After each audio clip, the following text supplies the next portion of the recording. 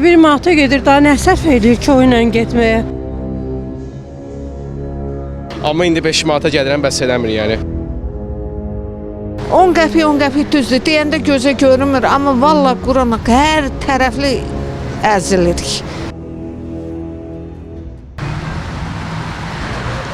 Azərbaycan Yerüstü Nəqliyyat Agentliyinin verdiyi məlumata görə yanvar ayının 17-sindən Bakı-Sumqayıt istiqamətində fəaliyyət göstərən 594 və 595 nömrəli ekspres marşrutlarında gediş haqqı 10 qəpik artırılaraq 90 qəpik təşkil edir.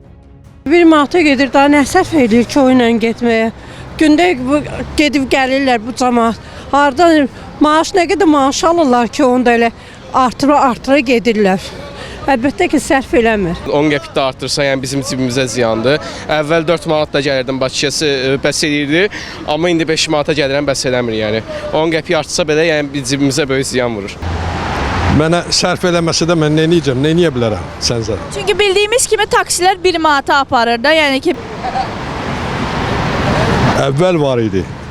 Onların kökünü kəsiblər. Özüm 3-cü qrup ələm, o da bu ildən adı çıxıb işləyə bilmirəm, əlimlə belə mənə nəzir sərf eləsin.